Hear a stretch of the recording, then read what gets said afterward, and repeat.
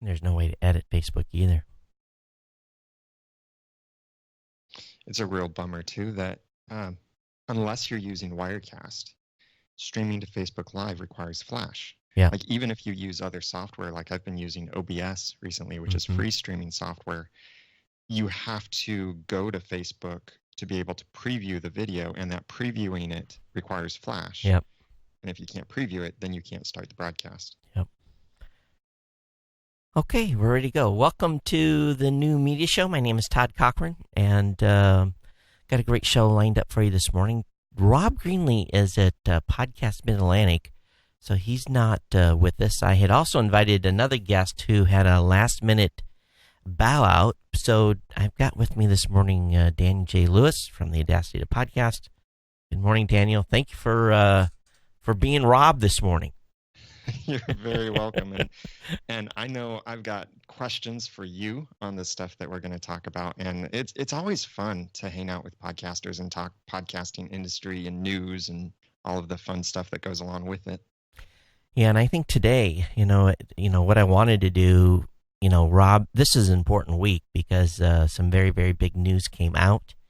And I probably had 50 emails from folks saying, what do you think about this? What do you think about that? What's your opinion? And so I think we're going to dive in deep, and specifically the topic, there's a couple of topics I want to dive into deep. One is the podcast ad metrics guidelines that have finally come out from the IAB.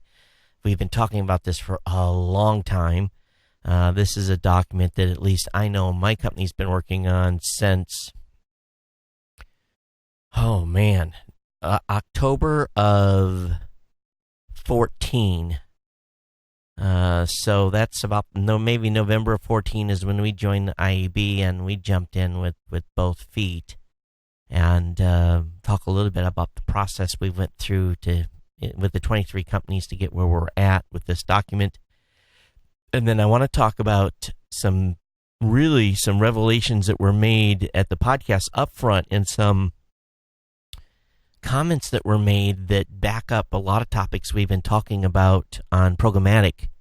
And I was very, very pleased to see a stance that the folks at Midroll made. We'll talk about their comments specifically. And then there's we got covered in the Wall Street Journal on the upfronts and everything. And so there's a lot to go over. But I guess, first thing we should really do is to make sure, Daniel, everyone knows where they can find you. We'll do this up front, so as people bounce off later, where can they find you and your show and what you do? I'm at theaudacitytopodcast.com. It's a podcast about podcasting, and it's for podcasters to help them launch or improve their own podcasts. From a business perspective, I also make products and services for podcasters. But the Audacity to Podcast, free content, almost 300 episodes now, teaching you in-depth ways to either start or improve a podcast, whether that be for hobby or for something professional. And I was editing your lower third because I jacked it up. I'll come back and do that. I'll just carry my own little card underneath of me. I put your Twitter name in where your regular name is, and Angelo's name was still on the bottom, so you can tell I'm being very professional this morning. So I guess we'll start off with this first topic here, and it's about the podcast ad metrics guidelines. And let me just kind of talk about the process we went through. And I can't tell any company names. I have to be careful on, because this was a confidential process that we went through, not necessarily how it went, but I really can't talk about companies that, put up a fight or had, issues or anything like that. I'll just kind of talk about the general dynamics here, so I don't get myself in trouble with the IAB. But when we joined the IAB, we did specifically, and so did Libsyn, and so did PodTrack.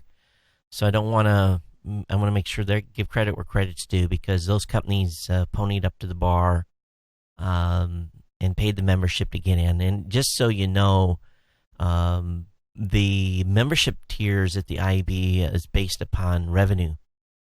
You have to state your revenue that you make as a company, and then they tier you in from an expense standpoint. And I think those tiers are public, but the minimum size check you can write as any company is $10,000. So that's your annual membership fee. The majority of the companies pay much more than that to be part of the IAB. But so ourselves, because what happened is we got wind.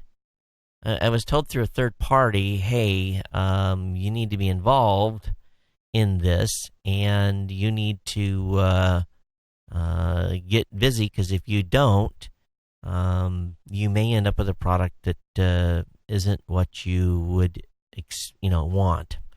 And let's be very frank up front. In any type of every company has agendas. I don't care who you are. It's my company has an agenda. Libsyn has an agenda. Podtrac has an agenda. The companies that involved all had agendas. But one thing that both Libsyn, Podtrac, and us at Blueberry have always agreed on is some guidelines, and it goes back to the ADM days, Association of Downloadable Media, where we came up with the first set of guidelines, and that was 2006, 7, 8, something like that. Question on those guidelines. From ADM, were those technical guidelines? Like, did they set the foundation for the algorithms? They set the guidelines on, I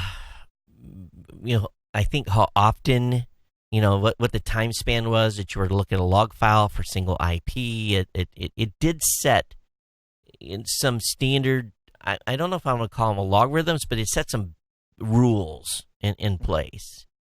And we'll have to have Angela here to explain exactly what it is, but a lot of the stuff that we did at the ADM, we submitted to the IAB as some source material for them to use in the podcast ad metrics guideline. How much of that crossed over?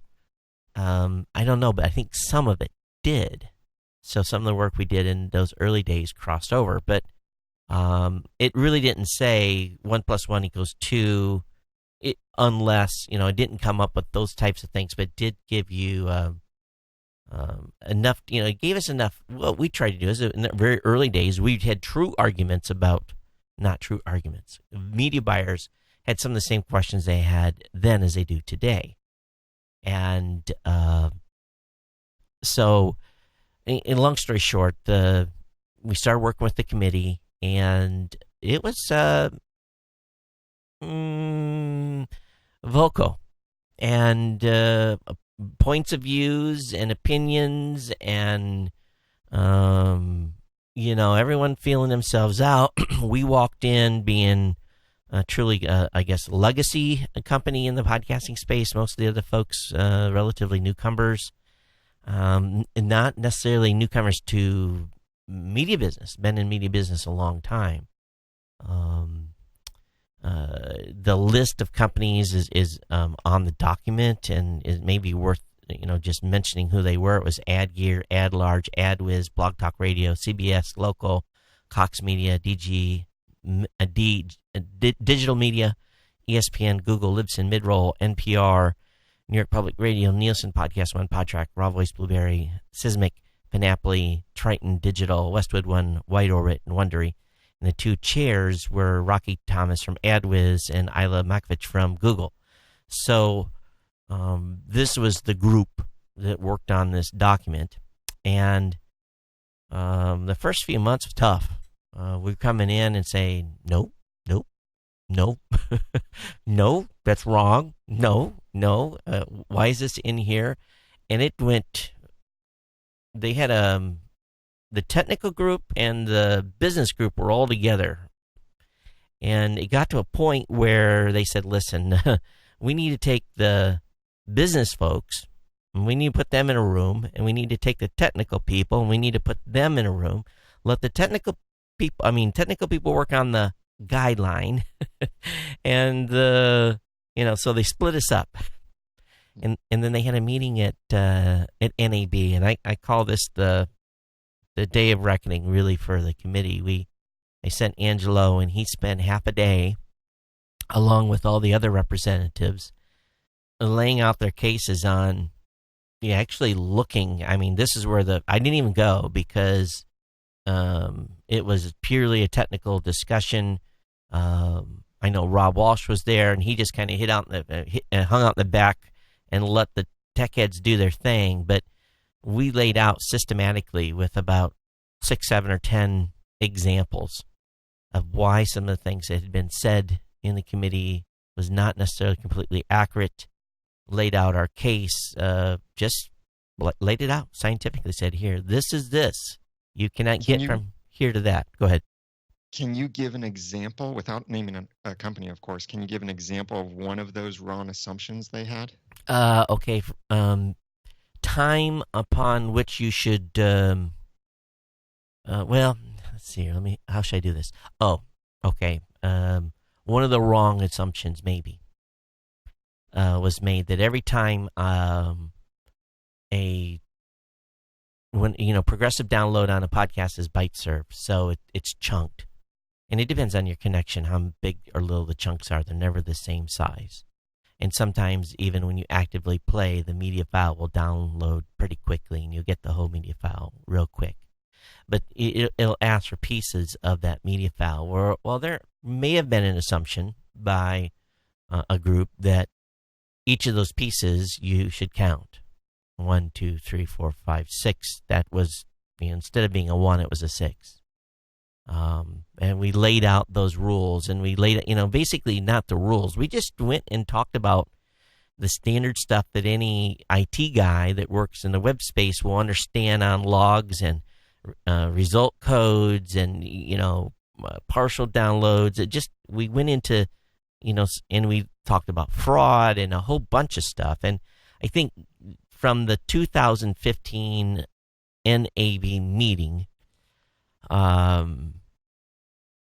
and Angela got compliments far and wide, and I'm going to be honest with you, he really made an impression that day. Rob has mentioned it and commented on what Angela had done, and I'm not taking anything away from the other companies, but Angela lived and breathed this stuff since 2005, and so we got on track from a technical standpoint, and then it was essentially 14 months of, is it a download? Is it what do we call this? What's the terminology? What are the examples? So the document went through 2 final reviews.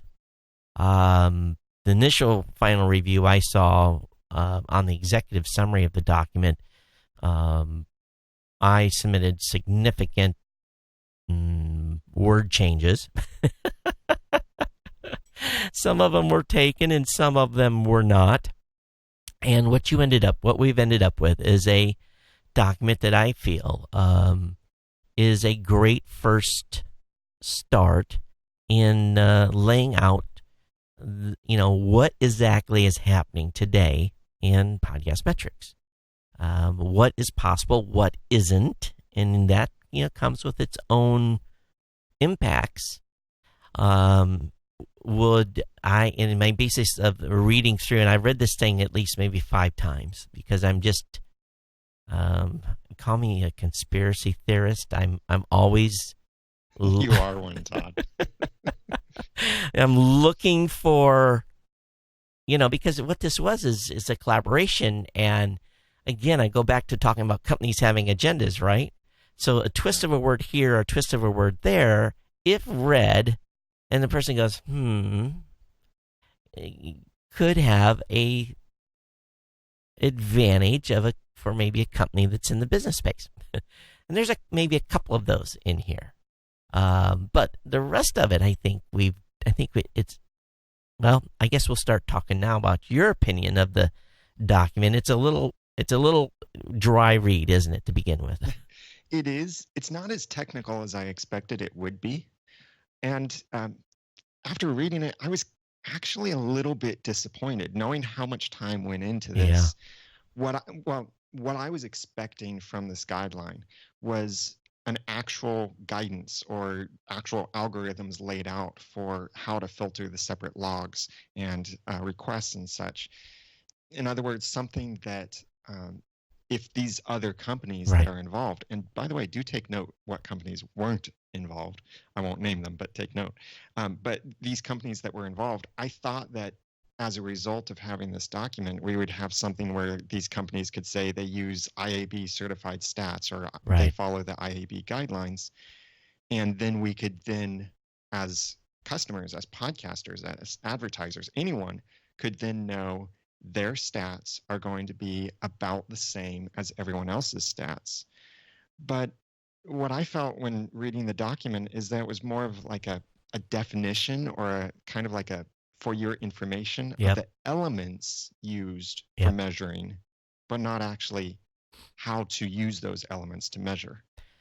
I understand your maybe frustration with that, but I think if you look at the appendix, section 7,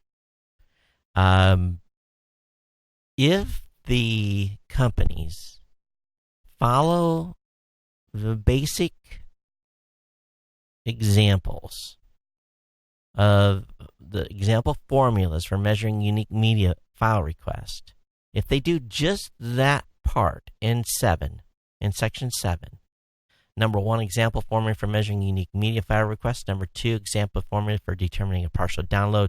Number 3, example formula for determining a completed download. If they do just those 3 items,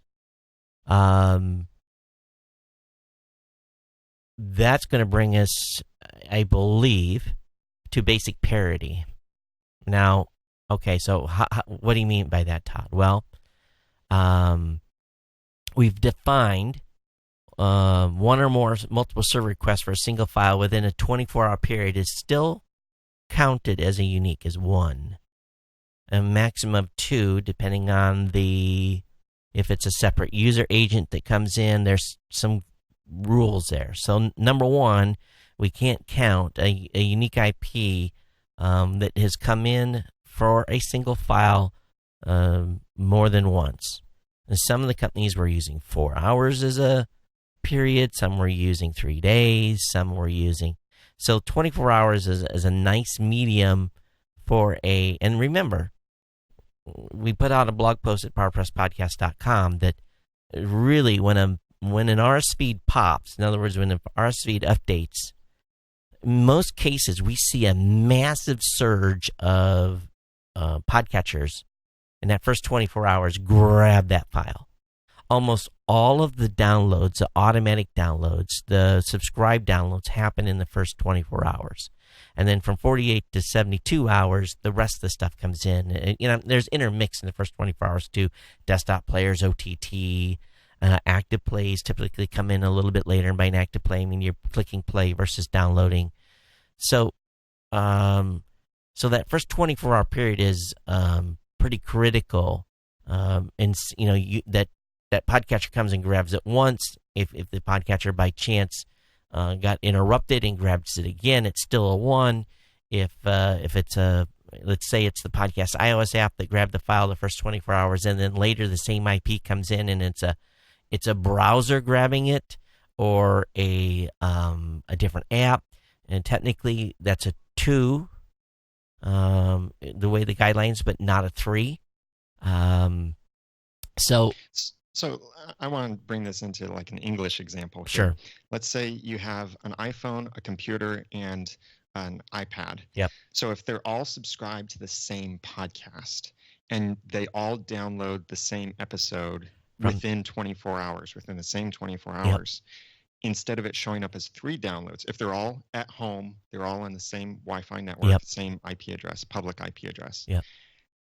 It caps out at 2. So those 3 downloads won't be counted as 3. Right. According to the suggestion that is in the appendix, they would only be counted as 2 because that's the maximum based on that algorithm. Right. Right? Yeah. Now, here's the kicker to this. We've done studies. Okay, so someone said, how prevalent is that second IP grabbing that unique file? It's a few percentage points. It's not even like 10%. It's like 5. And again, that's rough. We haven't done it in maybe 6 months, but every time we look at this, we go back and we look at the unique IPs and we say, okay, how many times do we see that unique IP a second time in 24 hours? And again, it's very, very small numbers. And how many times do we see the third? And it's like less than 1%. So even though we allow 2 from a unique IP, it doesn't happen very often. So that it does, but it doesn't happen a lot.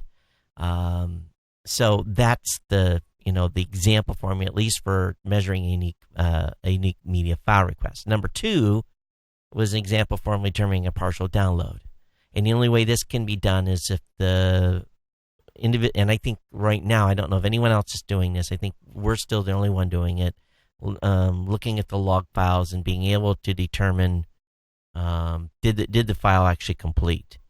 And we set ours up in percentages. We have blocks, but the important thing here is that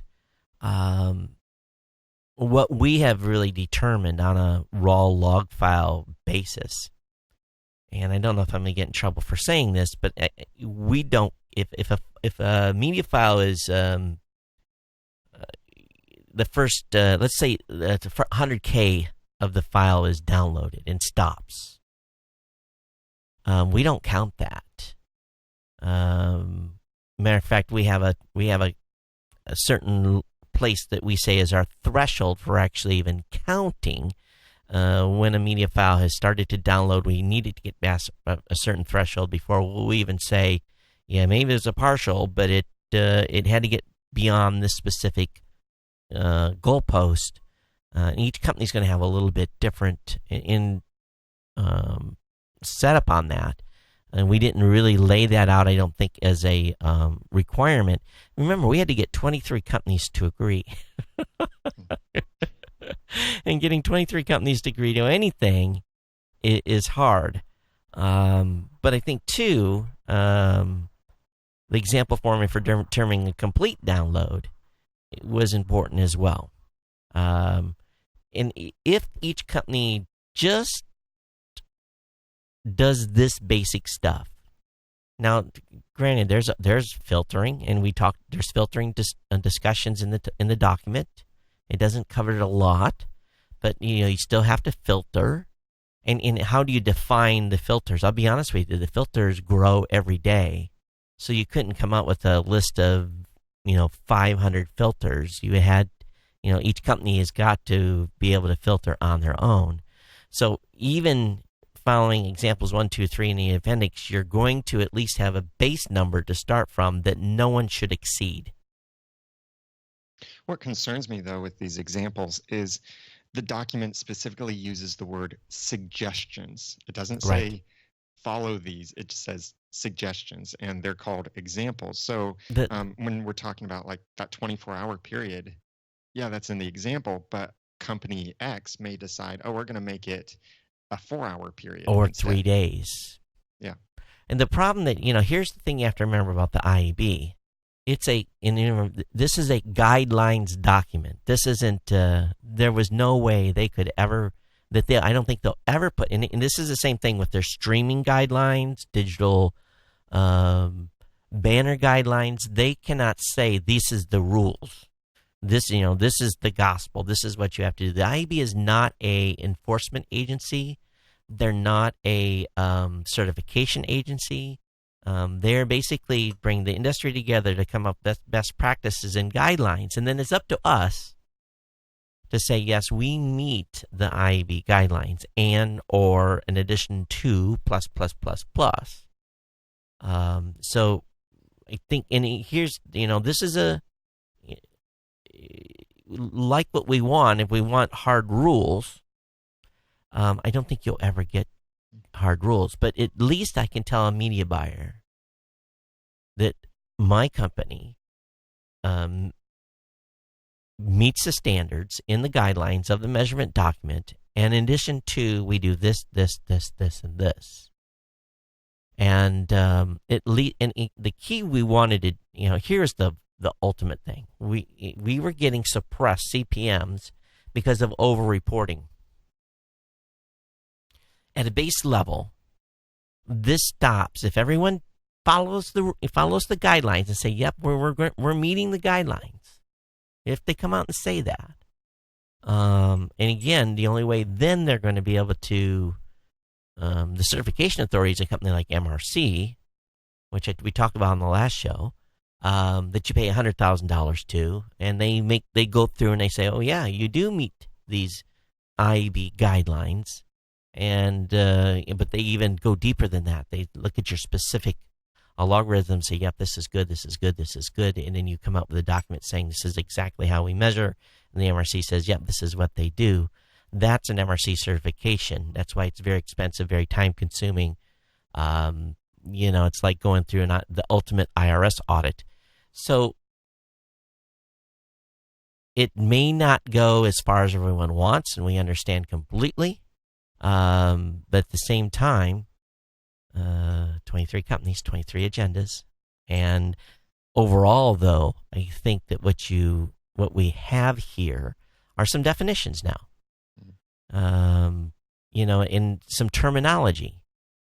Ad delivered, client confirmed ad play, partial file download, complete file download, unique file requests.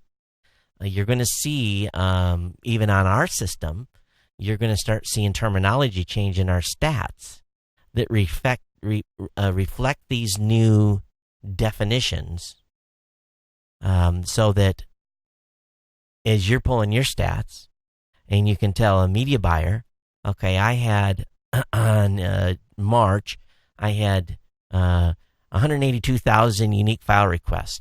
I had 210,686 completed file downloads. And if you're using those same terms, and PodTrack's using those same terms, and Midroll's using the same terms, and Podcast One's using the same terms, and Panoply's using the same terms, the media buyers aren't like, because that's what they're doing now. They're squinting their eyes like, because everyone's using a different term. How accurate are redirect-based stats? Like, for comparison here, Libsyn provides stats only to hosting customers. Right. PodTrack doesn't provide hosting, right? Right. They provide only stats redirects. Blueberry, you can host and get stats. Yep. Or you can get stats only. So yep. like with Blueberry, are the redirect-based stats that you can use with any hosting as accurate as the hosting-based stats? No, they're not. Well, let me be careful here. They are, because of the filtering, but there will be, for example, I can't tell on a redirect if 500K of the file was delivered. If it was just come in and touch and loaded a little bit of it, I can't tell that. I can only tell that on a raw log file. Can you see byte range requests? Are those passed through the redirect every time they're requested? So if someone requests the first 10% of the file, and then the next 10%, and then the next 10%, their app is doing that. Does the Blueberry redirect stat track each of those requests, or does it only track that first one? Be careful here. That might be an Angelo question. Oh, it's... we are able to, let's put it this way, we're going to start offering very soon partial download data to Blueberry Stats customers. I'll just leave it at that. Okay. And when you're saying something like that, that reminds me too that when it comes back to like exposing the algorithms, yeah, I think there's respect due to the companies that have invested. Blueberry has invested significantly in refining your algorithm, in building your own set of filters. Libsyn as well, PodTrack as well. So it's understandable that after investing hundreds of thousands of dollars or whatever you've invested in this, that you can't just put it out there to say, okay, everybody else follow this. Well, I'll be honest. We laid out 11 guidelines. We gave the IAB IP. I told Angelo, finally forget it. I says, we're not going to win this battle unless we lay out the logic on how we do this measurement. And we gave them 11 specific guidelines. Only 3 of those 11 made it into the appendix. So what the appendix or what the document has is, again, a first go at a minimum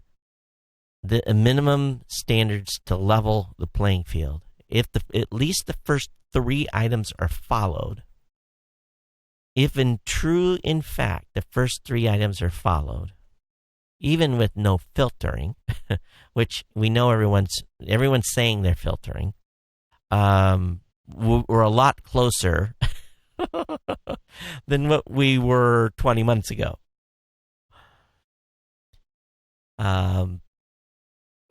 So, is a media buyer going to read this document? No way.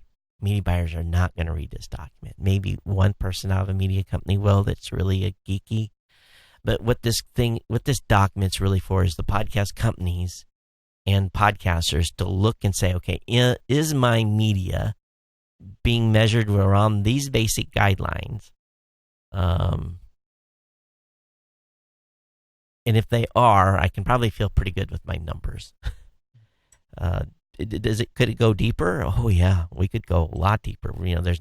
There's comments about fraud, there's comments about filtering in the document, but we don't tell you how to filter. We don't tell you how to prevent fraud. But some of the fraud stuff can actually be prevented by actually following rules 1, 2, and 3. So, yeah. So, and my concern was that the document didn't go quite far enough. But it also shows some shortcomings still in the space. Yeah. The shortcomings are laid out pretty black and white. Yeah, and I can really appreciate the language they used in describing this. They were very clear to distinguish complete downloads and the black hole that is, and that there are limitations in apps, and the only way to really work around that is have your own app. They were very clear to define what they call, I think they called it an online listen, or you call it an active play, where someone presses play and the file starts downloading immediately while you're listening. It's progressively downloading. And then they also clearly defined a stream, but then they also said this document is not intended for streaming guidelines. That's a separate document they have. Yep. So I think too here, we've and there's a story that all of us can tell about downloads too. And we've talked about it many times on this show, and it's a story you have to tell because you can't tell once the file's been downloaded if someone has actually played. You have to tell that story about trending and iOS and its default functions of stopping downloads 3 to 5 episodes, and you have to manually restart the actual, the automatic downloading of the show when you haven't listened. And talk about trending lines and look at the long period performance of a show versus the short. I'm still billing on performance of a single episode, but when I'm doing planning and when I'm talking with media buyers, I can say, listen, they're listening, because if they wouldn't, these numbers would not, I would lose 50% of the iOS audience would be gone within a month of them having subscribed to the show. So that argument can be made, and it's, but what this document doesn't do is give the non-direct response buyers, the folks that are like the Geicos and the Fords and those companies, it doesn't give them an instantaneous idea of because on television, on digital, most of these there's feedback haptics that are happening. An ad plays on your digital cable box today, there's a signal being sent back that ad was watched.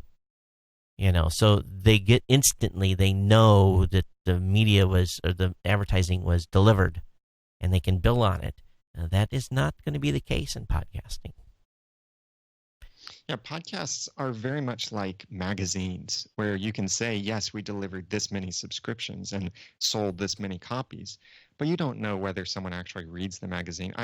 I'm subscribed to a magazine about a topic I'm very passionate about, but I never read the magazine. I do get it every quarter, but I never open it and read it. And that the nice thing, though, in podcasting is that there is that trending, and you refer to this often, that if I don't read the magazine, the company doesn't care. They continue delivering the magazines for as Right. long as I'm paying. Yep.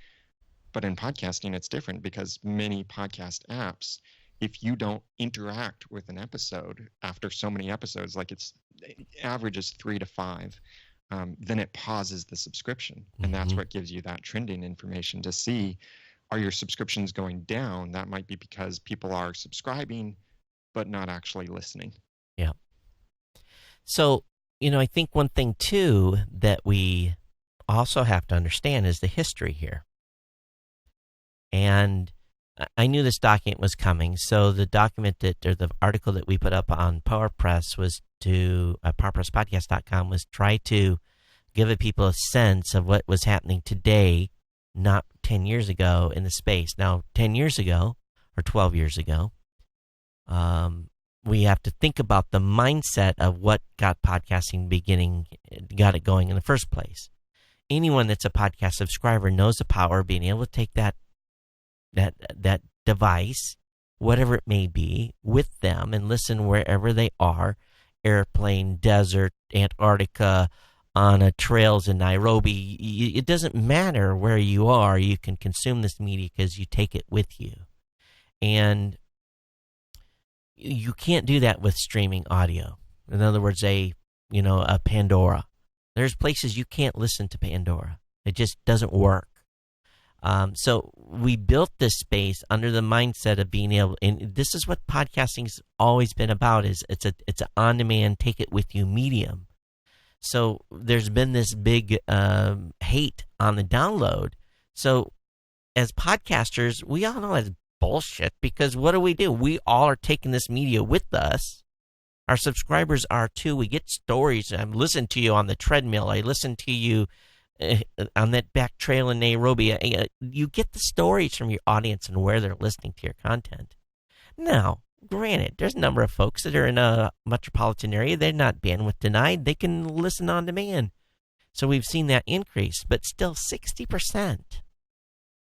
60% of the podcast consumption today is through apps and devices that technically, if you're subscribed, will download that media file within minutes. So we're just different. This is the way the space grew up. This is how we've trained listeners. What do we do on every show? What do you tell them, Daniel, on every show? Subscribe.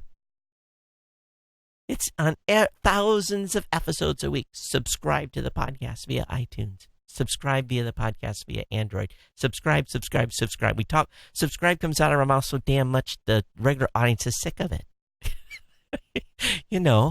So this is our medium. This is what we have. This is what you have to live for. Now, what comes next?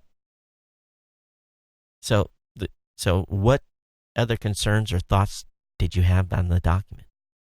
I think it is that good first step. It's different from what I was expecting. It does make me question some of that validity of using redirect-based stats instead of host-based stats. But it sounds like Blueberry is working on a solution for that. I don't think in your redirect is.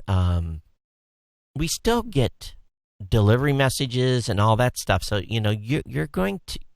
You don't have to worry about your redirect stats being wrong. And I think if anyone that's looked at Libsyn stats, look at our stats, they're always relatively close, and PodTrack as well. And here's what for small shows, it's oftentimes a bigger issue than big shows, and because the variances may look a little wider, maybe even on smaller shows. They may have 200-300 or 400 difference, but typically it's what's 1,000 downloads among friends. That's what my favorite thing to say right now lately is generally across multiple measurement platforms, you're probably plus or minus 1,000. What do you see? You've run some tests, haven't you? Yeah, I see that because I do use both Libsyn and Blueberry Right. for stats and hosting, and I see that the numbers are very, very close. And there is that slight language difference between the two, Yep. which I'm expecting now that both companies are going to match the languages because of this IAB guideline. Yep. So that will be nicer for me. But yeah, it's a small difference, really. And I think what you end up having here too is there's other factors that go in as well. There's the filtering. Mm-hmm. So if the filtering isn't quite to snuff on one service or the other, the numbers can vary a lot. So there's what we're looking at. And fraud fraud used to be a big deal. We don't see too much fraud anymore. When we do see fraud, it sticks out like oh my God, it's like a beacon. Because we're looking at a big swath of data, and everything's running. All of a sudden, you see this albatross with a big spike somewhere, and you're like, "What is that?" And you go look, and you're like, "Oh," and then you have to adjust for it. But we don't see that very often anymore. People are not trying to game the system. They're not running bots. That was the big thing in the early days. People were running servers that would hit log files. So that has been eliminated largely. But I think too, what you've got in here is room to grow, and maybe given some time with Apple and other companies understanding what our challenges truly are. Maybe we'll at some point get some of that back office data that we've never had access to. Wouldn't it be wonderful if Apple came now?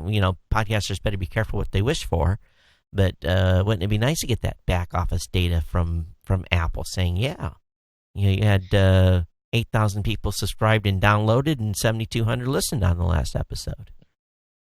And that's, for podcasters, I think that would be huge. That's something that's wonderful about a platform like Stitcher. Up until recently, they'll probably still do this, but like with Stitcher, you can see how much of your episode was listened to, and you can learn from that. And I know advertisers want that a lot, to know whether their ads were heard, but for podcasters, it's really helpful for you to know what's the ideal length. Are people tuning out every time you get to a certain point in your audio? Yeah. And if you look at Daniel, if you think about this, though, we haven't had problems selling advertising in the space because it's been largely direct response. And, we had a media buyer on the show here 6 months ago or so, maybe 8 months ago, and he said that, we adjust a little bit for each client because we know they measure a little bit different, and we take into account that, and we know that the performance is going to vary across network to network. At least the consistency and medium of error is different in each network, so they're able to assign, a little adjustment internally. But on direct response, they know what to expect because they're running across 10 networks. And if it's on a direct response, really what it boils down to, they may pay in CPM, but they back the number in how many new customers did we get. And if they spent $1,000 and they expected to get 50 new customers from that, well, that was 50 times 20. That's $1,000. It cost me $20 to acquire a customer on Blueberry, but it cost me $28 on Network XXX. Well, what is Network XXX doing? Or what's the medium? If I run across 5 and 28 on 20 on the other, 17 on one, they can, they know what the performance is, and then they adjust CPMs accordingly. And here's a cool example of that. On my own network, Noodle Mix Network, where I've got a few active podcasts, I have 2 productivity-themed podcasts. One is many times larger than the other. And I negotiated an ad deal with a company recently for a productivity-focused product. And they appeared on both of those podcasts during the same time, giving similar calls to action. The big show did not perform as well as the little show. So that company came back and they said, we're going to continue tracking the big show, but we definitely want to renew on the smaller show. Isn't that interesting? Because, yeah, it's a difference in the audience, a difference in how the host makes that sponsor relevant to the audience, and where that audience is and whether they need that sponsor in their place in life. It's always been my contention. Actually, on a whole, smaller shows perform better than the big shows because the smaller shows have a tighter, well, oftentimes the host knows a large portion of his audience. Yeah. So, anyway, that's. Do you have anything else on this? I think. No. Again, first step. It's a first step, and it was a lot of every company that was involved, 1 or 2 hours a month on a phone, and then homework and assignments and travel and everything else that went with it, and then people putting their money for the contribution. One of the first complaints I had in a forum on Facebook was why is so-and-so, why weren't they involved?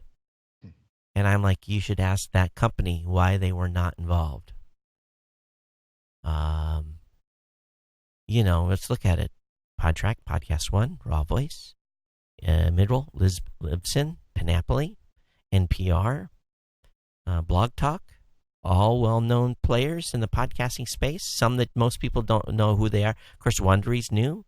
Some folks don't know who Wide Orbit is. Some folks don't know who some of these groups are, but they all are involved in the podcasting space. So, and then when someone points fingers and says, "Well, this is just an agenda," okay, you've got little old Raw Voice Blueberry, and you got Google on the same committee, and we're going mano a mano in discussions and being treated as an equal. I don't think there's no way Todd's agenda was able to filter into this document. Facts did. And we argued about different types of wording and that kind of stuff. As a matter of fact, we were less hung up on the terminology. The terminology is terminology. Long as they didn't call it an impression, I was good. I really didn't care. As long as the only thing I said we said drew the line on impression. Don't use that word. That's a digital banner term. But integrated ads, so different types of terminology now being used. But we'll see what happens. I'm curious to see what the Art 19s of the world have to say now about some of this, because they've been claiming they've got all kinds of secret sauce, yet as far as I know, they're just doing injection. I want to talk next, Daniel, about some of the reactions. There was an article on radioinc.com, some reactions. Let's see here. Rob is here. I'll read Rob Greenlee's reaction. He says, Rob Greenlee, head of content Spreaker, told Radio Inc.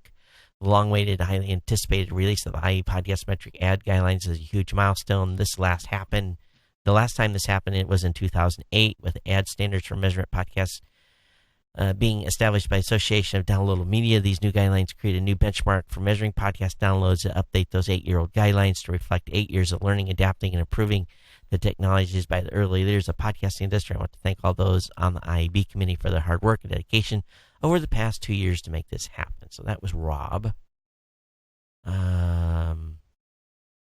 Amplify Media founder, CEO Stephen Goldstein said that the document released on Tuesday, a great start. It's early days in the monetization of podcasts. Isn't that funny? 12 years, it's early days. And that has meant varied viewpoints on the best approaches and practices measuring, presenting podcast data. This is a great primer and offers more unity and clarity and attempt to set some standards. I think there was a comment by the folks at, I thought there was one in here from the Podcast Movement folks, from Dan Franks.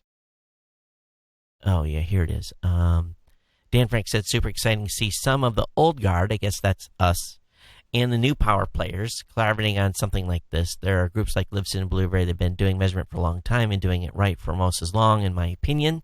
In the past, there seemed to be some hesitancy by new players to trust or want to welcome the knowledge that they've gained over the past decade. I'm excited to see what looks like a form of them all locking arms to work together for the greater good, and really hope it continues in other facets of the business as well. That was a great comment by Dan. A lot of insight there. Mm-hmm. So, yes, first step. Well, I don't know what's going to be the next, Daniel. We'll see. But I did kind of dance the jig. There's an article that came out on September 7th from Ad Exchanger. I don't know if you saw this or not.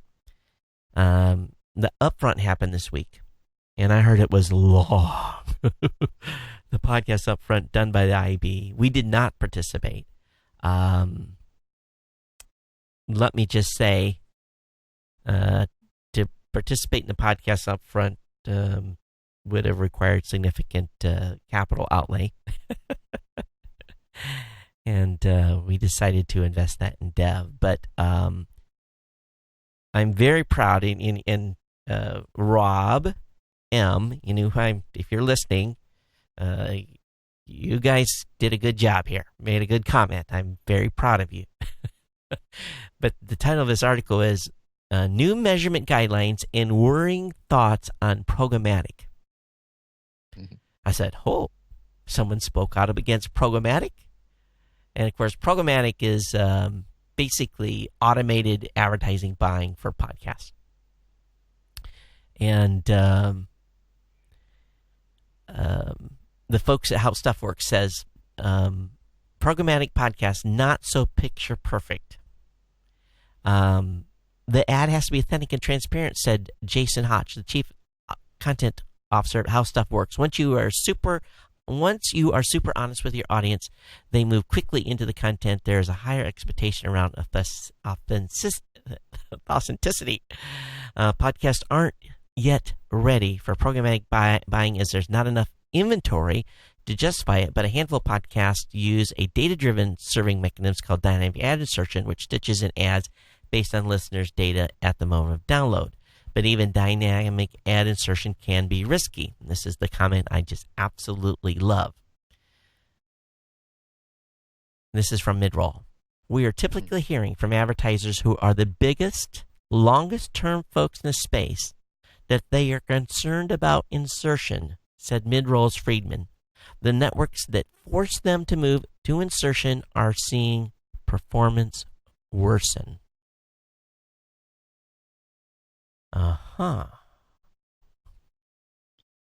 There was another article, and I thought it came out from IAB. I'm trying to find it in my history, but it approached that from the other perspective to say host read and in the flow of the context, integrated ads are significantly outperforming any kind of dynamic ad insertion or programmatic ad buys. Absolutely, including pre-rolls. Yeah.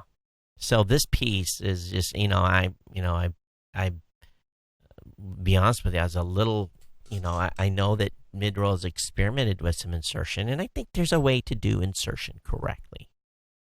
It's no secret. You take you do a host read ad, you produce it, but then you need to remember the context of how you produced it when you're doing your show, so that there's a natural transition into that inserted ad that's going to come on board.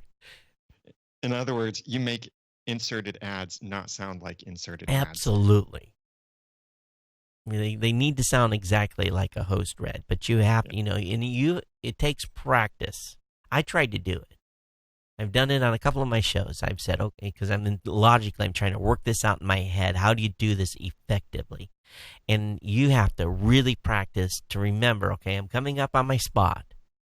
I'm going to remember how I introduced the spot before. And you're going to be, and of course, you may not only have one ad going. You may have 2 or 3 ads. That's the thing of insertion. They may be flipping between 3 different advertisers. So you got to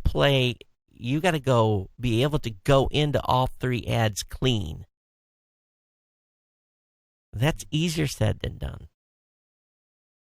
Oh, I found the article. It's on IAB.com, not Oh, okay. IABtech.com.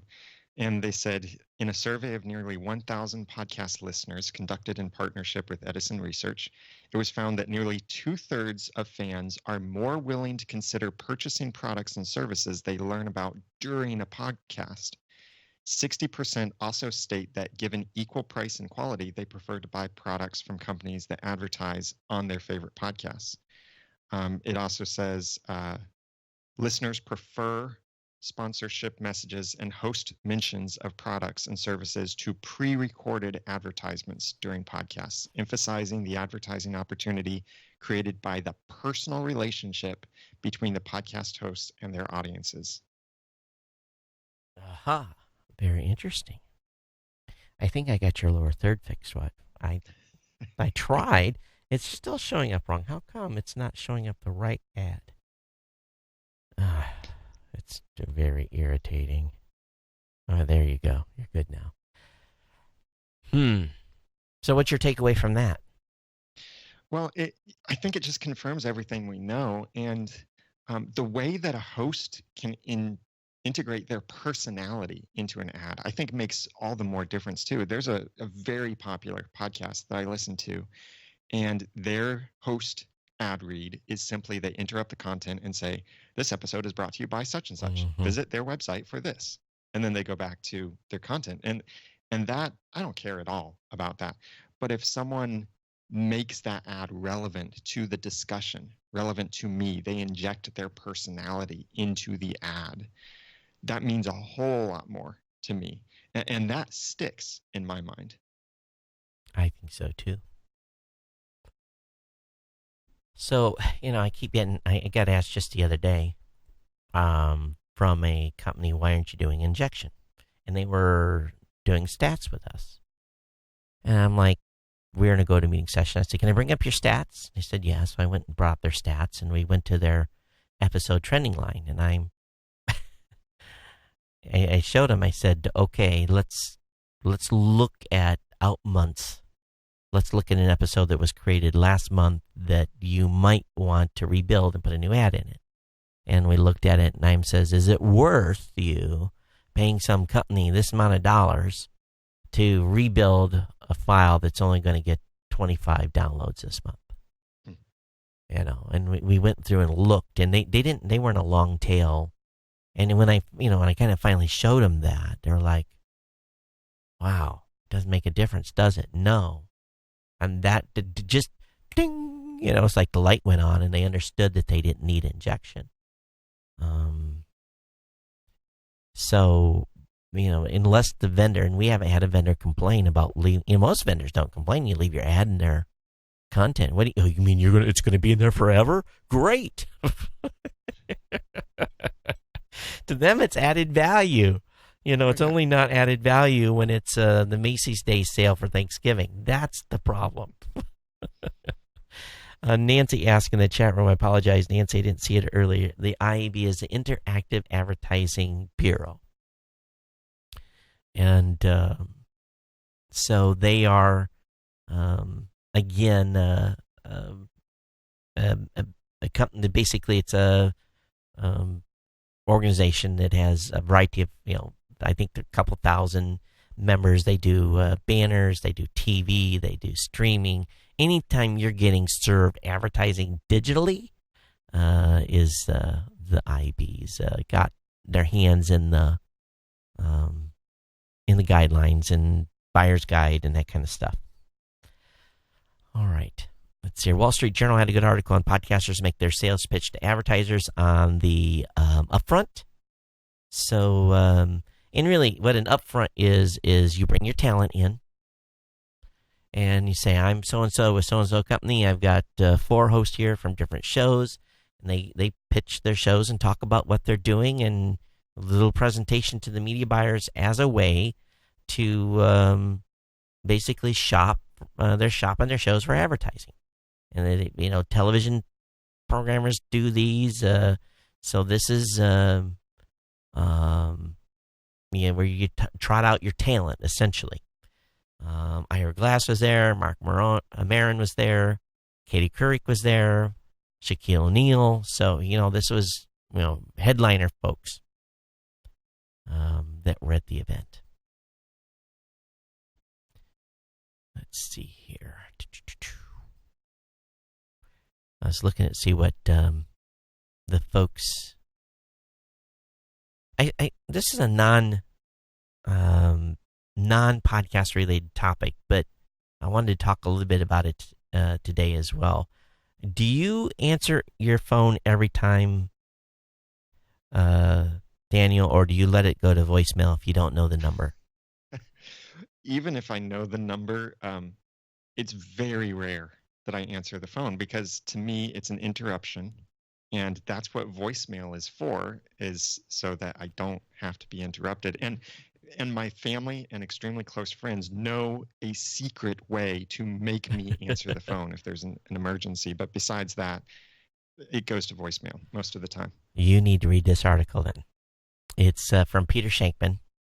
It says, "Take the damn call." And here's his title of the article.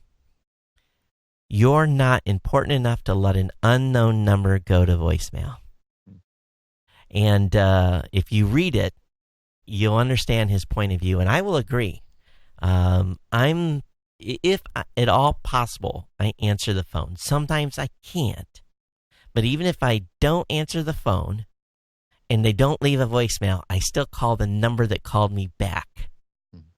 You would be amazed the number of reporters that I have called back, the number of people that wanted to talk to a live body about business that I've called back that didn't leave a message. Answered the phone and got the BBC on the line. You just never know who's calling. And what I have seen in recent years is that people don't like leaving voicemails anymore. They'll call and they'll just click. They'll hang up. Now, sure, I do get a few calls that are, a salesman, and I can get rid of them pretty quick. I do get a few calls from podcasters that maybe have called support, but if I had enough time to answer the phone, I had enough time to try to help them a little bit, or point them in the right direction. So I'm a firm believer in what this article. I actually sent this article to my entire team, and I said, "Everyone, this is required reading." So if you're a podcaster, I'm just going to put it out there. You should read this. It gives you a different perspective on answering the phone. Now, here's an example. Do you know who Huawei is? No. Okay, they are huge. Huawei is the name of the company. They're a huge electronics company. They didn't start off as huge, but they were growing, and they needed a media relations firm. The CEO emailed 9 firms. 9 firms didn't call him back. Or actually, he called 9 firms and left a message. 10 firms and left a message, and 9 of them didn't call back. The one company that did call him back is their current media relations firm, and they spent over $500,000 with them already in consulting work. So just because people didn't call people back or didn't answer the phone. So as a podcaster, and this is where I really learned this, is I had a 3 or 4 years ago, phone rang. I ignored it because I didn't know what the number was. I was irritated. And then a couple weeks later, as an event, and a reporter comes and says, "I tried to call you like 2 weeks ago, such and such, and you didn't answer your phone. And I was trying to get a story for such and such." And I'm like, "Well, what was your story about?" And he said, "Well, remember that New York Times article?" I was like, oh. So because I didn't answer the phone, I didn't get 5 minutes with him to maybe get a quote in the New York Times. So, well, that inspired me. So I went into my Google Voice settings and I changed something around. And this could be a tip for other podcasters. Yeah, don't give out your personal phone number, but set up like a Google Voice or something else that can forward to your personal phone. Yeah. And then a setting I changed inside my Google Voice setting is you can say when it forwards to your personal phone, what phone number is it coming from? What phone number will it pass through? Will it pass through your Google Voice number, or will it pass through the caller's number? My thinking here is I switched it to pass through the Google Voice number so that I can look at my phone and see, oh, this is someone calling on my business line. And I can know that immediately just by looking at the phone number. So that way I'll know, is this an unknown caller calling my personal line, or is this someone calling my business line? So it will help me to do that more. Sometimes we can't answer the phone. I'm on a call. I can't answer the phone. But, and because people don't leave voice, and people are shocked.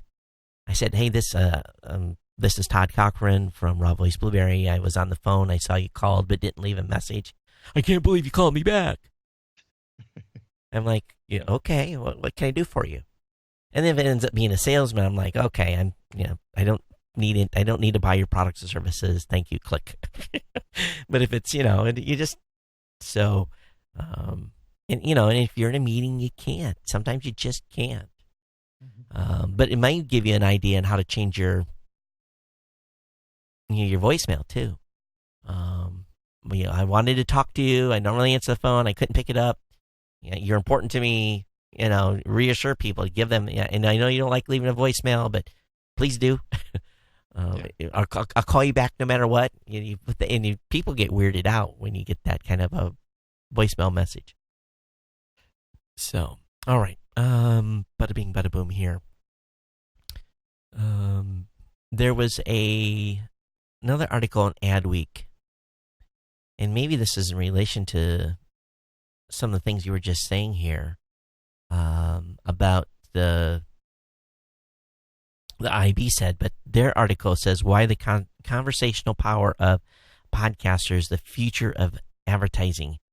Medium simplicity drives engagement. And this is by a guy by the name of Jason Hawk. And I don't know Jason at all. But he kind of goes back into talking about stuff that happened up front and how listeners are smart. What do we do today with our DVRs? There's almost like many times we're as a family, we're watching a series together. We're talking about it. So, I share interesting shows with my family members, friends, people that I know, interesting episodes, and we talk about it. So today, I think this guy is dead on target when he says today's listeners are smarter than ever. It's no coincidence that the rise of ad blocking is contemporary with the rise of podcasting. The savvy modern consumer demands quality and authenticity. There's that word again that I can't say. Podcasting has thrived under pressure to offer that is skewing the safety of over-editing or misdirection through transients or smoke and mirrors. In other words, BS. That's what he really could have, said that without saying the other stuff. The best conversations depend on a mutual respect of the other party's intelligence. Ooh, good quote, isn't it? Mm-hmm. The best conversations depend on a mutual respect of the other party's intelligence. Do you think your audience is smart? Oh, yeah. Yeah. Yeah, and we talk about that with, we do a TV show fan podcast, oncepodcast.com, about the TV show Once Upon a Time. Mm-hmm. And already that TV show, it's made by some of the same people who did Lost, so it has a bit more of an intelligence to it. And with our podcast, that's something we often say is we know you're smart. So you don't need to be reminded of this stuff. The show is trying to remind you about, but we know you know that, or the theories they present and the feedback that they give shows their smartness. Yeah. And we don't, okay, so the news today, okay, just go watch the news. Pick any channel. I don't care. NBC, CBS, Fox, I don't care. Watch one program and think about the context and how they're talking to you. Think about, like, put yourself in a context that, are they talking to me as if I'm stupid? Are they talking to me as if I'm smart. And I think the majority of the time, the way news is done today, they talk to us like we're a bunch of blubbering idiots. I really think they don't, they're there to entertain and maybe to train a low information person, but I really think TV sometimes, especially news, talks down to us, and it keeps hitting points again and again. And I'm like, please stop. I know. You don't have to say that 25 times. Maybe that's because they know all of the smart viewers are now listening to podcasts and not watching TV.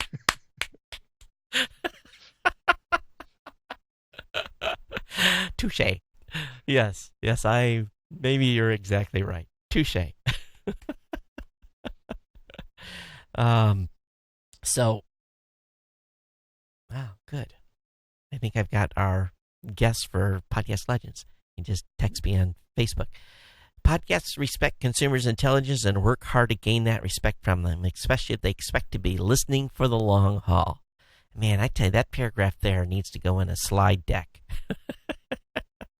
It was good. That, I think we need to, if we don't actively remind ourselves of that stuff. I have a little short list here in the studio that I read to myself before I do every show to remind myself of the core values of my show and make sure and it's just something I go through every time.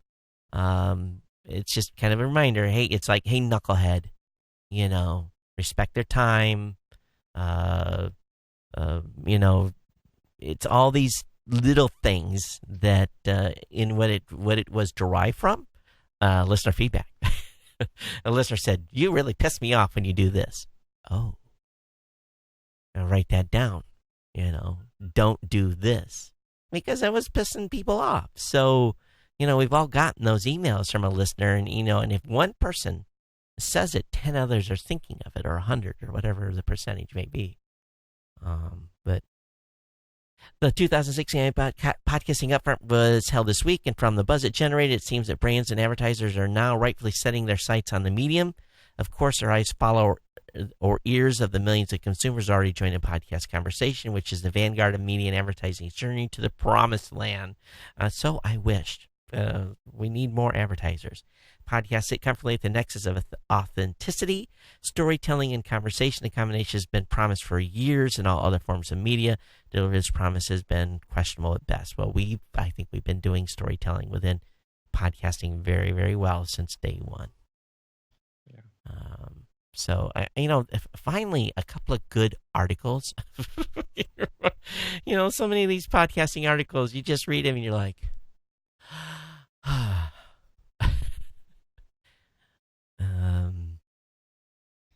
How Stuff Works surpassed 650 podcast downloads ahead of the 2016 IAB Podcast Upfront. That's amazing.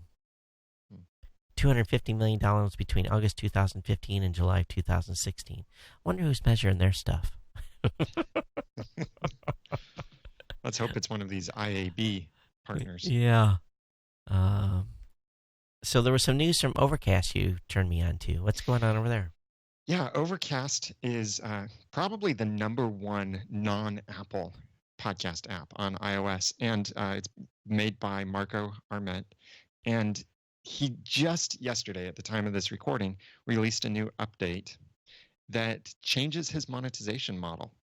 Here's the history of Overcast, and he covers this in a blog post on his site too at marco.org from September 9th.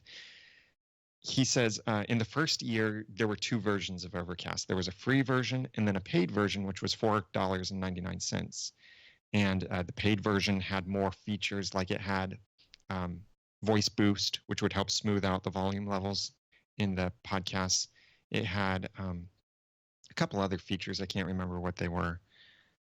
And he said that brought in good money up front. The second year, he tried monetizing through patronage, because with any app that you sell, there's that big spike up front of income.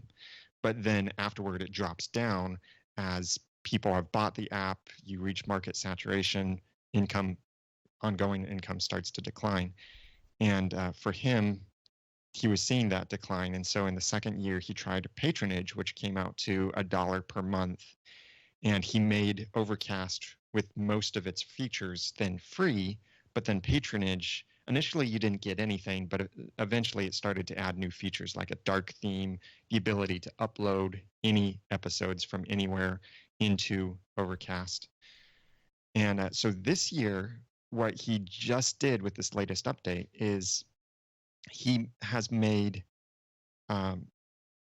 he's changed the model a bit. He still offers patronage, but now it's just $9.99 per year. That's your only option. And you get what he's calling Overcast Premium. So it includes that upload feature. But then what he's also doing is for the free version, it will now have ads. And he calls them simple ads on some screens. I don't quite know what he means by that, but I would guess probably not like a Google AdSense kind of thing. But he does say that existing patrons and future patrons will not see the ads. And if you bought that original $4.99 version, you won't see the ads either, but you will see an occasional promotion to update for the premium features. So, programmers have to survive. Yeah. And his thinking there, and it's really interesting what he points out in this thing, in his post. He says that really he saw that for his business to survive, for his income to survive from Overcast, so that he could continue developing it, making it great, he needed 5 to 10% of the user base to pay. Only $1 per month. Right. And that would work great for him. And he shows some charts and such that show that it's been kind of leveling off at only about 3%. And at 3%, it's not enough for him to really make the app into what he wants to see it do. So this change, he's hoping with displaying basic ads, it will bring in that income or encourage people to pay for Overcast, the premium membership, so that they get it without ads. And then that will enable him to really develop this a lot more into what he wants it to be. I've always said on my own show that if I could get 10% of the audience to contribute at a base level, a base suggested level, that I think we're at, what was it? It's like, I don't know, let me look. I should know this off the top of my head. Yeah, I think if I got 10% of my audience to join Podcaster Society, which is my main business thrust right now, boy, that could be my entire business. Yeah, if I could get 10% of my audience to come in at $5 a month, I could hire 2 people and do another show, or do another, put out another episode a week. So it's just podcast listener, think about supporting your favorite podcast. Yeah, it really would make a big difference. And if 20% or 25%, holy smacks, it would be life changing. If you get 25% of your audience to come in at $5 a month, it would be that'd be just like. I will admit I'd be able to take a vacation every year. And a nice one, take like 10 days off. Not that you're going to use the money that your audience donates for vacation, but, be honest with you, my sponsors keep the lights on, feed my family and, pay the insurance. So it's true. So I understand where he's coming at on that 5% level. It's just, there's so many demands for people's money these days, and, the economy for a lot of folks hasn't totally recovered. So they're still impacted. Let's, I think, last article of the day, and this is, I got a request from one of our listeners to talk about this. Podcast company Art19 partners with the New York Times. Since the launch out of beta, Art19 has hit the ground running. Secured a partnership with the New York Times. The Venerable Publishing Company will migrate its entire catalog to Art19. The first three New York Times shows rolling out to Art19 are The Run-Up, Book Review, and the latest show, Still Processing. I haven't listened to any New York Times stuff don't largely trust them, but I wonder how they're going to do with these shows. Yeah, and this is from Rain News, the article Yeah, that you're from Rain looking News. at. Yeah. There's an interesting quotation in this article. So Art19 is this API system that's instead of using RSS to deliver the podcast, it's using something else. Don't get me wrong. They still have RSS. Oh, okay. Oh yeah. They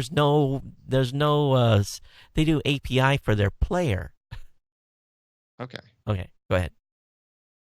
Well, then that kind of changes my perspective here, but there's a quotation in here that says from Samantha Hennig, editorial director of audio for New York Times.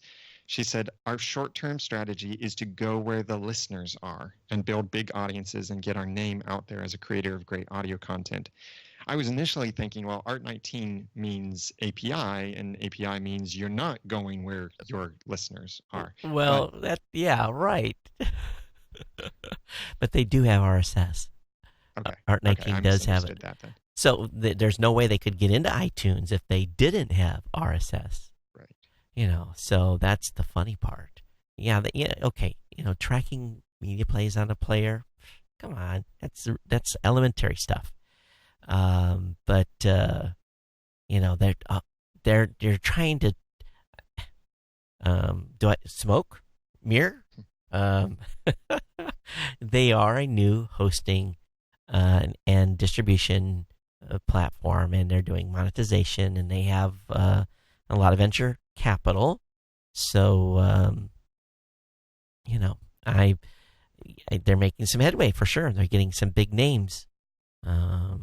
So we'll see what happens. But you take what Midroll said about programmatic and ad insertion, what they said in the article with the folks over at Ad Exchanger, it makes you scratch your. Of course, Rob has alluded that they're just experimenting. Midroll's experimenting with Art19, so it's maybe more there than there is. I don't know. Time will tell. And Kathy, love to have you come on the show. Love to have your perspective on all this stuff. So you have an open invite to come on the podcast. Okay. Do a little shout out there. Anything else that you saw this week, Daniel, that is of interest? I think that's the biggest stuff. I think it's cool to see New York Times jumping into podcasting so much, because newspaper industry is dying. Everyone's known that for the last decade. So for them to jump into new media might be a new direction for the company, and maybe someday in the future we'll see New York Times not as a newspaper company but a content creation company. Well, they do, beside the news, they do a lot of content creation in the written word. You look at their back sections when you're getting out of, they're doing lifestyle, and they have all those sections in the New York Times. So they've got a huge body of storytellers. How do they, they got to convert that to podcast. Can they do that in an effective way? That is that's the question. But it's interesting. You've got all these content companies that are springing up on the East Coast, and you look at Nick Quah, and he actually for the very first time I think talked about a West Coast company recently. But a lot of and that's the thing right now. Everyone's looking to build content, and leverage their current audiences to build bigger audiences. I just wonder if that's hard. It's really hard to build content. So it'll be interesting to sample some of these shows to see how they are. I'm sure they're highly produced. You're having your show edited now, right? Or you have for a while? Yeah, I've always edited my show to some extent. What I would edit for would be the catastrophic mistakes. If I just completely forgot what I was saying, I stumbled horribly over a word, that kind of thing, I would edit out. Now I do have an editor, so that I work really hard on preparing for my episodes. But when I finish, I want to then work on the next thing. And so I pass on the editing to someone else. They give me the MP3. I tag it, upload it, post it to my show notes, and move on. Yeah, I'm because such stuff is so time sensitive, I don't have the luxury of having an editor. Maybe on this show I would, but it's going to be what it is. We're just cut and paste. So one of the other cool things that's going on in the podcasting space, we talked about this a little bit before the show, the rise of new conferences for podcasters again. It reminds me of the old PodCamp days, where PodCamp was anyone could speak, and it was originally about podcasting, but it slowly merged with social media, turned into more social media conferences. I remember even being invited to speak at a PodCamp conference where they said, "Please help, no one here is speaking about podcasting at a PodCamp." But then now many of those conferences have evolved into social media events. Right. Knoxville, Indiana, many other places. But now I think we're seeing the rise of these one-day single-track podcast events like Podcast Mid-Atlantic. That's where Rob Greenlee is right now. And there's Podcast Florida turning into PodFest, and things in LA and Chicago and many places across the nation. And it's neat to see these little places rising up with their own little podcast conferences. And it's kind of, this is the reemergence in podcasting, not podcasting itself, but I think the community feel is reemerging. I hope so. It's that's what made this space great in the beginning, and this is some of the stuff I'm trying to capture in this, this new series I'm doing, Podcast Legends, which I interviewed Gary Leland last week. This week it's going to be Don and Drew. I just got the confirmation that Don and Drew is going to be on the show. I'm going to interview them late tomorrow afternoon. But a lot of these podcasters are hard to get scheduled. I haven't had to schedule guests before, so this is a new thing for me. It sucks. If I was going to hire an assistant, it would be purely for scheduling guests. That's the only thing I don't care to do is, the back and forth to get people scheduled. So something new for me, because Rob has taken care of everything here over the years, and now I can understand his frustration a little more. But the event, Podcast Mid-Atlantic, I think is a 2-day event, or maybe even 3. I have to check the calendar. But the PodFest event down in Florida, I think that's going to be the complimentary event to Podcast Movement. I got to talk to Chris Kremitzos, one of the organizers, and he's also the guy that's leading the Messengers documentary, which, by the way, has exceeded its bare minimum funding on Indiegogo. This is a great podcast documentary. They are at, 104% of their goal. So that's great, and they've got 3 days left at this time. But what Chris really sees PodFest US in Florida being is to really focus on the independent podcaster. Whereas Podcast Movement, I think, is trying to appeal to all podcasters, especially the more professional level. Right. But then these smaller events are connecting those independents with each other. I think let's be honest, every small show wants to grow up to be a big show. Yeah. So and interesting that they're looking at just focusing on the independent content creators. The high majority of podcasters are independent. That's there's 5% that's the Panapolis and the Gimlets and the Wonderies of the world in New York Times. But the majority of us are the, guys like you and I that have little studios that do shows. So I still consider myself an independent podcaster. I don't know, maybe I don't think I've gotten mainstream. So, okay. Daniel, where can I find you? I'm over at theaudacitytopodcast.com, as well as on Twitter at @TheDanielJLewis. And, of course, you can find me at Geek News on Twitter. If you want to email the show, it's todd@newmediashow.com. Rob's not here, so it's rob@robgreenlee.com. Of course, Rob can be found at Rob Greenlee. And if you have comments on the show, I'd love to hear from you on how we're doing. Suggest guests. Do you want to come on? Do you want to give us your 2 cents worth? We really want to encourage participation. Anyone that wants to participate that has a message you want to share and get in there, and whether it be a swing fist or make light comments or knock us down a peg or two, we're open to your guidance and suggestions, and love to have you on the show. But differing opinions is always good. Even if you want to come on and play devil's advocate, I like those types of conversations. So I hope you enjoyed today's show. I'll have in the show notes the links to the IAB Podcast Ad Measurement Guidelines that's out, and some of these articles that we've linked to as well, because I think some of this stuff is very, very important. And when your phone rings, answer it. All right, everyone, take care. My name is Todd Cochrane, and thanks, Daniel, for being on with me today on the New Media Show. You're welcome. Okay.